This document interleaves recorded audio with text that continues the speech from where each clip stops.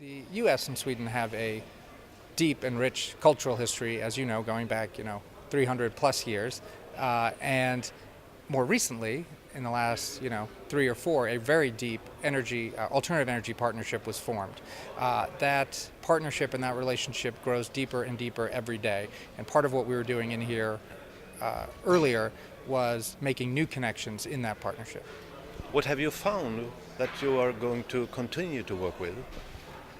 There's so much to work with, and the scale of the problem and the scale of the opportunity, whether it's biofuels or biomass or innovative heating systems or condensed solar, all these things, we need all these different solutions to take place. And the opportunities to connect ideas and things that are happening here in Sweden with ideas and opportunities back in my home in the United States are incredibly rich. But both Sweden and US are rich countries. But there are other needs in the world. I think the opportunity, as you point out, you'd have the United States and Sweden as two advanced and developed nations. And they also have something else in common, which is that Sweden is the number one, as I understand it, per capita donor in terms of development to developing countries outside of Sweden. The United States is number one in terms of total dollars given to development. So you have these two countries with shared cultural interests and values who are both number one in this area.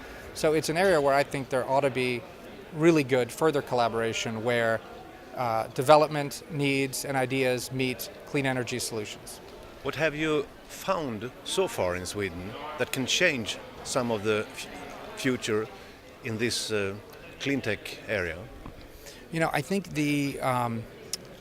we are in what I call the difference between farming and hunting. And a farming challenge is where you spread many seeds and you provide water and then, you hope they all grow and then you harvest the fruit later. Hunting is where you sit there and you wait and you look and you look and you look and then you try to just get one thing. And I think it's important as we approach the area of clean tech that we take a farming approach and we cultivate lots of different ideas, even though they may seem small and silly at the beginning, that if we nurture them and cultivate them, that may lead and bear significant fruit in the future. Whereas if we just hunt for the one silver bullet, let's say, we may miss the real innovation. So that's the approach I'm taking. So everything I saw in the showroom earlier today could be the potential thing. You asked for good stories to tell. Have you found any so far? Good stories?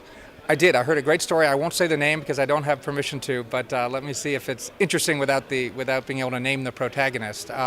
There's an interesting Swedish company who's developed a clever system that could be of good use for cities. And there's an American city that got a grant from the Federal Department of Energy as part of the America Recovery and Reinvestment Act. They got a matching grant to go install this person's technology in this U.S. city that could help build up an area and create American jobs in that city and highlight Swedish technology. So that's a good example of a partnership. It's not announced yet and they haven't sealed the deal, so I won't say the names. We talk about success through clean tech. What's your background and how do you match this area? My background is in internet publishing, and I joined a company called CNET as its fourth employee back in 1993. And all my friends and family said, "What's the internet? You're crazy." And everyone did think we were crazy, but we stayed at it, and every day we tried to be better and better and more useful to our readers, and then it turned into something quite big. And as I learn about alternative energy and throw myself into that world, I think it's similar. And again, we need to focus on these small ideas and really cultivate them and give them attention, because if they can take root, so to speak, they could bear very good fruit in the future. You asked President Obama for an advice when you was appointed ambassador. What was the answer? Yes, I sat down with President Obama before I came over to Sweden. And as a first-time diplomat, I asked him for, what advice would you give a first-time diplomat?